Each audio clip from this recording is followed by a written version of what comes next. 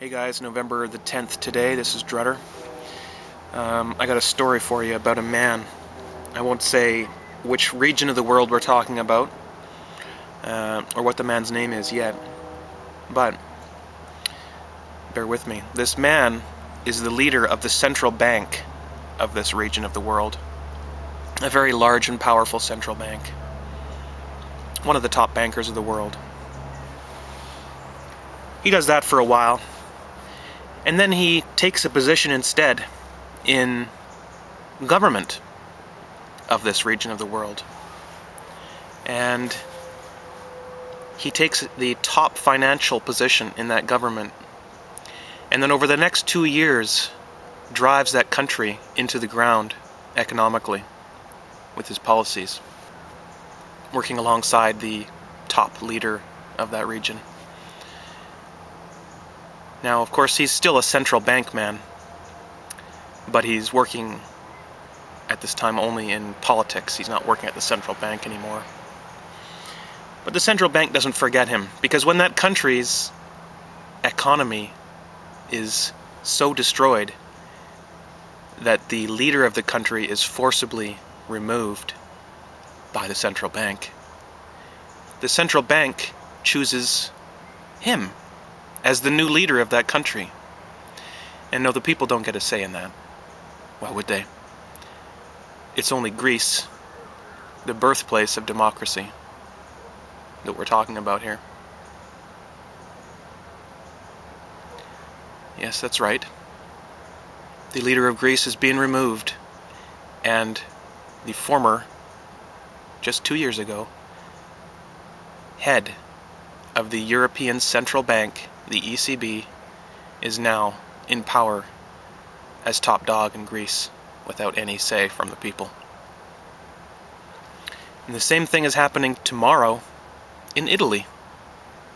Different guy, same story. So imagine that a country is like a wet towel, and these banks are wringing out the water, which is the value in those economies.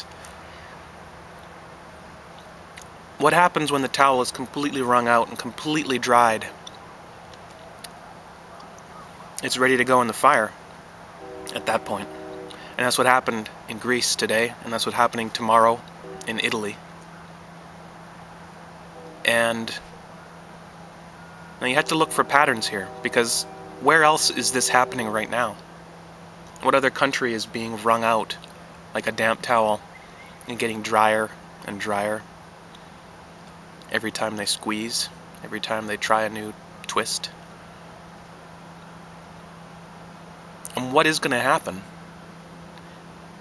here in North America when they get done wringing it out? I mean, this is a big friggin' towel, and it's a wet towel. This has been a country that has had value built into it for hundreds of years in the US and in Canada. And Canada especially is deep in resources. They're being used up quickly by the United States and others and ourselves, but it's still deep in resources. So it's taking a long time to wring out the US and wring out Canada of all their valuables and all their resources. And the money is being centralized in banks. Bank of Canada, Federal Reserve, the ECB in Europe. But the goal is the same, and that is complete bank takeover of the world. And that's the New World Order right there.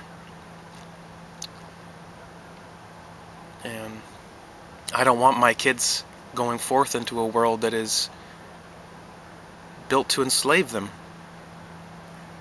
built to use their time, their labor, their entire lives to slave for the system for nothing in return. Now, I'm not saying that Papandreou and Berlusconi were great people. I don't really know. I'm sure they had their own political corruptions and their own scandals and things. I'm sure they did. All politicians do. But they were elected by their people. That's better than a bank just installing dictators in countries. A bank should never, ever have that power to choose the leadership of a country. Because look who they put in power. They put their own men in power. Of course they do. Every time. The United States is half Goldman Sachs executives and former Federal Reserve CEOs and employees.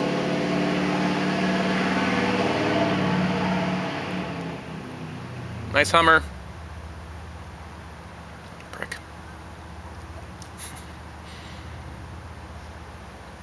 So, this is where we are today, November the 10th, 2011. I'll link you to the CNN article down below, although, you know, it doesn't even mention the fact that this might be corruption. It doesn't even hint at the possibility.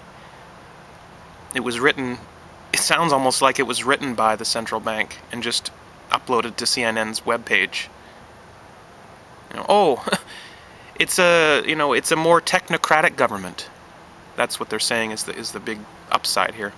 Technocratic meaning a government that has specialists in it, people who have specialties in certain things, and in this case, of course, because the banksters are controlling the entire government now, including the top position, it's being called a technocratic one because it's experts. Well, they're experts in taking over countries.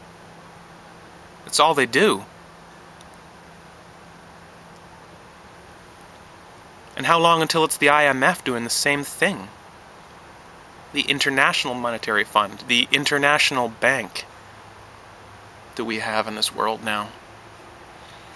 I'm starting to think that the only way we're going to get out of this is if we can finally find the aliens out there somewhere and borrow some money off them.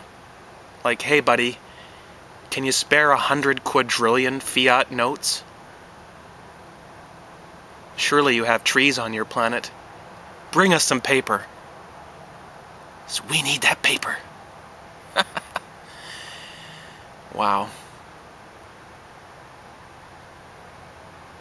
How people can't see what's going on is beyond me. Because it's very, very clear and very obvious, and the pace is moving very quickly now. But, you know, shrug it off. It's over there, it's not here. Yeah, it is. It's been here for years.